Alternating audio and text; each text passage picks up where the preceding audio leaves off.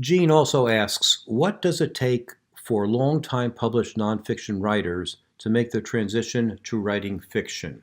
Well, what does it take? It takes reading books about fiction, and this is a question that's near and dear to my heart because I am a writer of nonfiction books, and I just recently wrote a fiction book in collaboration with a doctor.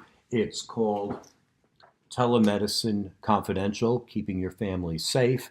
And it's really a two-part book. The first part is a business fable. It's a story of a woman who loses her health insurance and has to navigate through the telemedicine maze to find out how to make it work for her, because there are a lot of positive things about telemedicine and a lot of negative things about telemedicine. And this book shows you what to watch out for so you don't get ripped off or have your privacy invaded, which are two pretty cool things. And also, it's the coming thing in medicine. If you've never heard about telemedicine, you really want to read about this book because your insurer is going to push you toward telemedicine because it's faster, easier, and cheaper for them. And it does have a lot of benefits for you as well, as long as you know what's going on. But this is a fiction book, and I had to learn about writing fiction. So I've read thousands of books over my life about fiction books, but I haven't read that many books about how to write a book that is fiction. So about a year or so ago, I read a book called How to Write and Sell Your Mystery Story, which was a really good book to get started. And I'll put these books into the show notes for you as well. And I started listening to a couple of great courses, tapes on lectures on writing and reading books. So these are like university professors who are saying, when you read The Great Gatsby, here's really what you should be looking for. I said, oh, okay, now I get it.